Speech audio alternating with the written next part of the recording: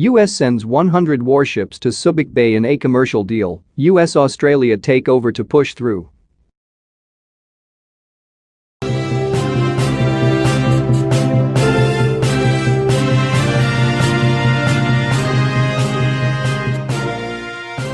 On average, 80 to 100 U.S. ships visit Subic every year. The return of ship repair facilities will increase traffic at the former U.S. naval base. The United States Navy is planning to return to its former base in the Philippines under a commercial deal, the Philippine Navy chief said on Sunday, May 10, after an American equity firm and an Australian shipbuilder expressed keen interest in taking over the Subic shipyard from a bankrupt South Korean company. Vice Admiral Giovanni Bacordo said the two companies are in the final stages of negotiations with the Philippine government and several banks to take over the operations of Hanjin. The companies reportedly intend to invest about $2 billion and employ the shipyard's over 30,000 skilled and experienced Filipino workforce. Australian shipbuilder Austal Limited has won a contract to deliver 6 offshore patrol vessels for the Philippines Navy, while U.S. private equity Cerberus will operate the other half of Hanjin's facility for ship repair. I was told the companies were about to complete due diligence and final negotiations before the outbreak of the coronavirus, which could delay the process, Bacordo said. The Philippine Navy chief said it could take more than a year before the shipyard could become operational under the new owners because the facilities would be repurposed from producing huge civilian supertankers to warships. Bacordo said Cerberus is the mother company of Dyna Corporation, a large private contractor of the U.S. Navy, servicing U.S. warships and building facilities at naval bases. There is a possibility the U.S. Navy will move back its ship repair facility to its old home in Subic if the deal goes through, he said, adding that Subic offers an ideal strategic location with cheaper and skilled labor. Many of the workers in Hanjin had also worked in the U.S. Navy base. Subic has one of the best port facilities in the world, with deep and secure harbors, Bacordo noted. He said both the American and Australian companies would like the Philippine Navy to set up a naval base in Subic. We will have about 100 hectares to develop as a naval facility for ship repair, he said. The two companies, Bacordo said, are also interested in 2 small islands in Subic that Chinese companies had earlier planned to lease and convert into tourism areas. The Chinese companies had signed agreements in April 2019 during President Duterte's visit to China for the lease of 3 islands in the Philippines, but this was blocked by the Navy. We prefer close allies to take over Subic, Bacordo said, explaining that the Navy opposed the Chinese company's plan because of its implications on national security. A Chinese company has also expressed interest in taking over Subic. Fierce lobbying by Washington reportedly blocked this. Hanjin, a unit of South Korean giant Hanjin Heavy Industries and Construction, used to operate the shipyard in the former U.S. naval base in Subic Bay. But Hanjin defaulted on $1.3 billion in loans last year. The bulk of the loan, about $900 million, is owed to South Korean banks and the rest to 5 local banks.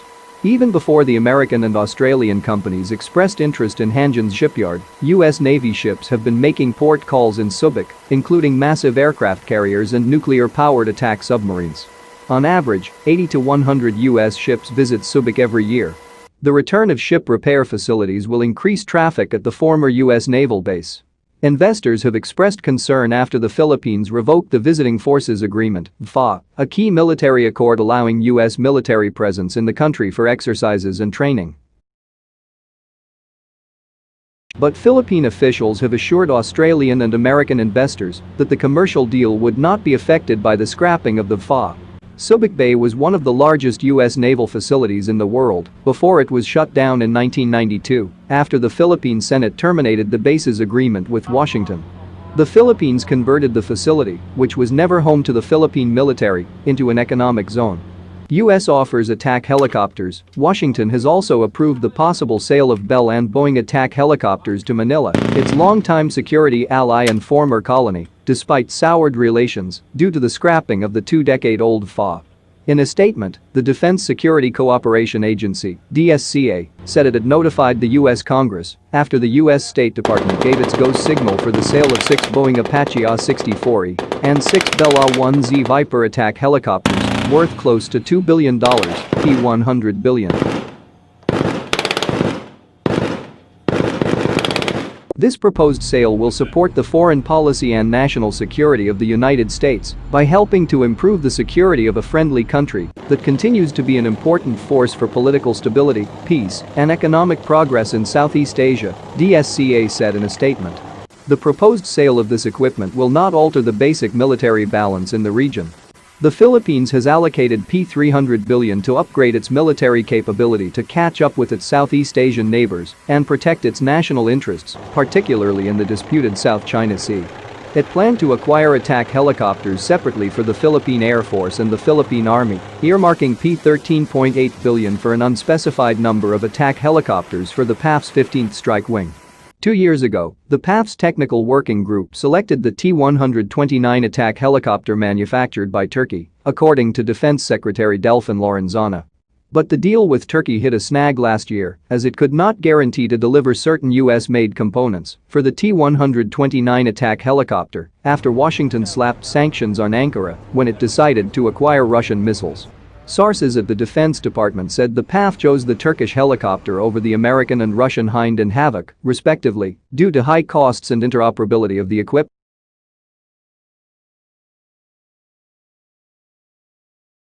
The T-129 attack is not only much cheaper, but its US components would make it compatible with US-made helicopters, which the Philippine military is familiar with. Recently, US defense manufacturers amended their proposals, making both Apache and Viper more affordable and sweetening the deal by offering additional units of refurbished helicopters. Both Boeing and Bell are eyeing the Philippine market, hoping they can sell equipment not only for the PAF, but for the Army as well. In fact, the US Army has offered second-hand and older versions of the Apache helicopters. The DSCA said the proposed sale would help the Philippines develop and maintain strong capabilities for self-defense, counter-terrorism, and critical infrastructure protection. The Philippines will have no difficulty absorbing this equipment and support into its armed forces, it added. The Arizona-based Boeing offered 18 AS-64E engines, including 6 spares, as well as full armaments of 200 air-to-ground or AIM-1140 Hellfire missiles, 12 M36E9 Hellfire captive air training missiles, 300 advanced precision kill weapon system kits, 18 new Stinger air-to-air launchers, 5,000 2.75-inch rockets, 80,000 rounds of 30mm ammunition, and radars, communications and targeting system worth $1.5 billion. There will be no adverse impact on US defense readiness as a result of this proposed sale, the DSCA said. Boeing will partner with Florida-based Lockheed to manufacture the attack helicopters and offer them under the US State Department's Foreign Military Sales Program.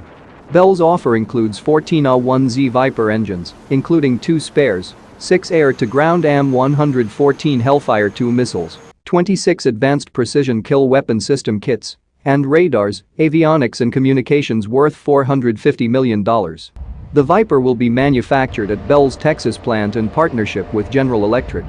The US State Department allowed defense contractors to travel several times to the Philippines to participate in program and technical reviews, training and maintenance support for a temporary period of 24 months. The US renewed its interest to sell military equipment to the Philippines despite the cancellation of the FA in February. The FA allowed US military presence on rotation basis for training and exercises in the Philippines. 2 years ago, Duterte scrapped a Bell contract to supply combat utility helicopters after Canadian Prime Minister Justin Trudeau criticized the Philippine leader's human rights record, forcing the PAF to return to the drawing board. Duterte has also stopped the Defense and Interior Departments from acquiring weapons systems from the US and other Western countries for linking arms sales to human rights records. Last year, the Defense Department offered the supply contract for combat utility helicopters to Poland-based PZL Mielec, which makes Sikorsky Black Hawk helicopters. PZL Mielec is part of US aerospace giant Lockheed Martin. The Polish firm joined the tender for attack helicopters, offering the Battle Hawk helicopter, a variant of its S-70I aircraft. The PAF has to make a decision on which attack helicopter to acquire, as Turkey cannot guarantee to deliver 6 Ti-129 attack. An Army colonel familiar with the attack helicopter said a decision has to be made in 2 months because the funds for the project would revert to the Treasury if it is not obligated by December 2020. The Philippines has been looking for funding after realigning its P4.1 trillion budget for 2020 due to the coronavirus disease 2019 pandemic.